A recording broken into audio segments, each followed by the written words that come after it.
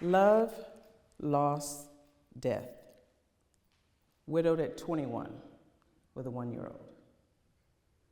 Love, loss, death. Widowed at 31 with an 11-year-old, 6-year-old, and a 4-year-old. Love, loss, death. Widowed at 36 with a 16-year-old, an 11-year-old, and a 9-year-old.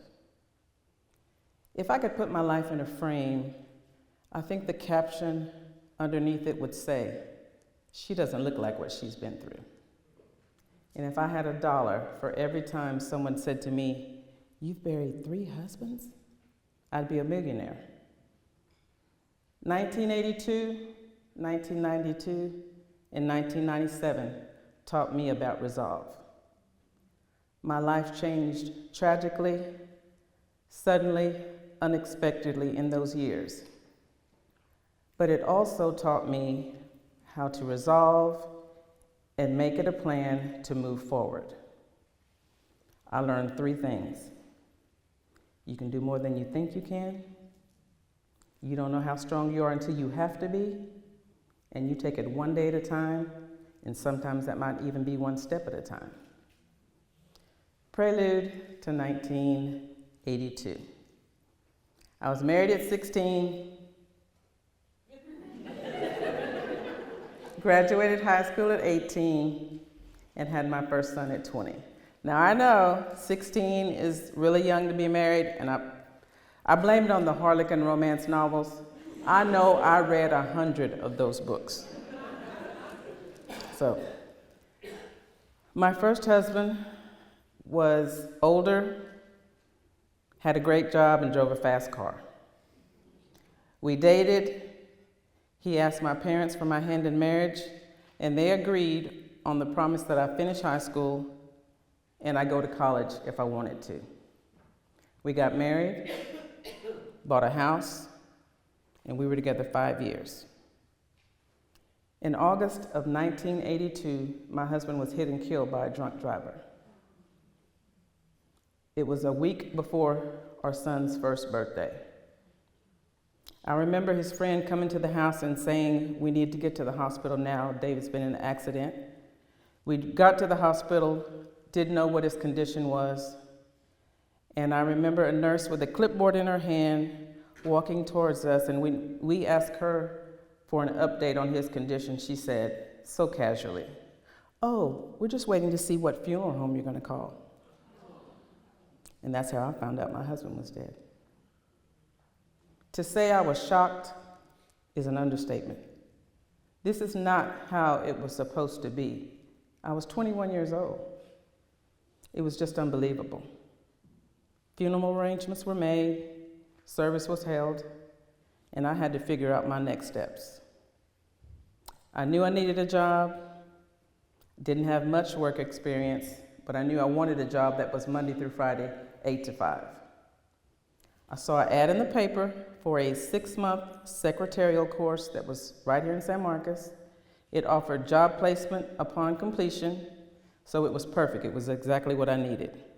I enrolled, completed, got 2 job interviews and 2 job offers. One was in Austin, one was here in San Marcos. I took the job here in San Marcos because I was too afraid to drive in Austin by myself. Y'all know 35 is crazy.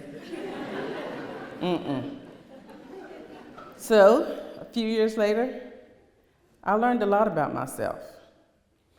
I drove in Austin. I drove in San Antonio. I even went to Georgetown by myself. I learned that I was really good with people. I met with political leaders, I met with major business folks, and I established some really good relationships that helped me later on in life. I was adulting, I was providing for me and my son, and we were okay. So prelude to 1992. I met my 3rd husband. Let me rephrase that before y'all start thinking something. I initially saw my third husband while I was married to my first husband. Think about that. And now somebody in the audience has said, she didn't say anything about her second husband, did she? I didn't. But I'll say this. We met, we're married, we're divorced, let's move on. Nothing here, folks. Keep it moving.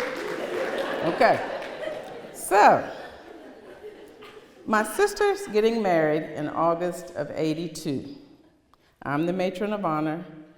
We're at the wedding rehearsal, and I look across the room, and there's this man that is towering over everybody. I looked, and I said to myself, Lord have mercy, this man is fine. I mean, it was just, I'm just being honest. I had no earthly idea that one, I'd be widowed 2 weeks later, and that two, this fine man would be in my life. A few years later, I'm still widowed. He asked me out. I said, mm-mm. He asked me out again. I said, no. So he asked me out the third time, and he said, if your sister and my brother go with us, will you go out on a date with me? And I said, well, okay. We went, and that was the beginning of our story. We married on Valentine's Day of 1986. We had 2 boys. We moved to Austin because at that time we were both working in Austin. He loved to hunt, he loved to fish, he loved to cook, which was such a blessing for me. He was a people person. We would go places, and I'm telling you, he could talk to the mayor as well as the janitor. He was full of life. We bought a house in a great neighborhood, and we were doing all right. We were doing good. August of 1992. I remember the knock on the door, and I remember looking through that screen door, and I saw his best friend and a highway patrolman standing there. And I remember saying twice, don't tell me what I think you're going to tell me. Because at that moment, I knew my husband was gone. Again, shock, disbelief. I could not believe that this was happening to me again. You know you're likely to lose a spouse. You don't know when. You don't know how. But I've just lost 2. So again, funeral arrangements were made, services were held, and I had to figure out what I was going to do next, and school was starting in 2 weeks for 2 of my 3 sons. Any parent in this room knows how stressful back to school is. You've got to buy 85 boxes of Kleenexes, you've got to buy you've got to buy everything. So can you imagine dealing with back to school night and seeing all the little kids with both their parents there? And it was just me. It was hard. I was mad at this point. I was sad. I was worried. And I know I was depressed. But I was determined that I was going to do what I'd done before, and that was provide, and I was going to be strong for my boys. Because they didn't know it at the time, but they saved me. There were many days I didn't want to get up, but I knew I had to. They were depending on me. They had already lost their father. So I threw myself into them. We did school activities. We did everything that I could do to establish a routine. Lots of time that was dinner at Shortstop with a bag of burgers on repeat. But we made it through. Prelude to 1997.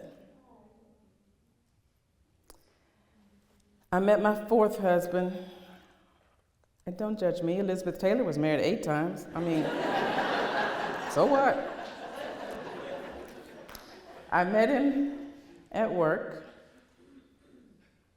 He was retired military, retired major in the Air Force. He was a Virgo, and if you know anything about Virgos, that's a lethal combination, military and Virgo, very strict. I'm a Cancer. But it worked. It worked. I remember the first date. He came to the house to pick me up, and my boys were jumping over the furniture. They were doing karate. They were just being boys, but it was a little bit. For a man that raised 3 daughters, I could tell he was shook. And as I walked out that door, I said, I won't have to worry about this again. This probably be the first and last date, but it wasn't. We had many dates after that. He proposed to me on my birthday, so that was July of 1996. And about 5 weeks later, he was diagnosed with cancer. I remember sitting at the chair at that doctor's appointment, and when the doctor came in and said, Jim, you've got stage 4 lung cancer. It's inoperable, and it's aggressive. I thought I was going to pass out. My mind was just, what's really going on? This cannot be happening to me. He was a fighter. He decided, you know what, it's okay. We're going to get through this. Immediately started chemo and radiation. After about 4 months of that, we had set our wedding date for January 11th. On January 1st, woke up and he was very, very sick. We got to the hospital and we found out the cancer had spread to his brain. Didn't know if we were going to get married, but he rallied. And we did get married on January 11th. And it was a wonderful day. The next oncologist appointment was March the 1st, and that's when we were told we needed to think about quality of life. Jim asked for anything, is there any other treatment? There was one experimental treatment. We tried that. It didn't work. And he passed away on Easter Sunday of '97. I can't give you any kind of recipe of how did you even get through this. I can only tell you what worked for me, because grief is hard. It's continuous. But let me just tell you a few things. You're never going to grieve or act the way people think you should, and that's okay because you're just you. Lean on your family and friends. They want to help you, but they can't help you if you don't tell them and show them how. Don't worry about the mistakes, because you're going to make mistakes. But a lot of times, mistakes are blessings in disguise. Be kind. Just be kind. People are going through all sorts of things. I could write a book on the unkind things that people have said to me. But in the other end of that is forgive. Forgive people and move on, because if you hold that inside, you will stagnate yourself. And have faith. I can't tell you what to believe, who to believe in, but I come from a family of faith, and I had a praying mama, and it got me through many, many years. So I stand here before you today, 62 years old, pursuing a master's degree, going through everything that I've been through in life. Another thing I know is, just because you have a dream and that dream doesn't come to fruition when you see it, don't worry about it. Keep dreaming. Keep forging ahead, because things happen when they're supposed to. I wanted to come here after graduation in high school. That was 45 years ago. I'm here now. I've loved, I've lost. I'm Dana Douglass Swann, and I am resolved.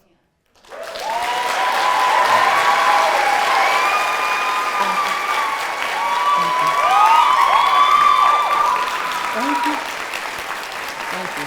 Thank you so much. Thank you.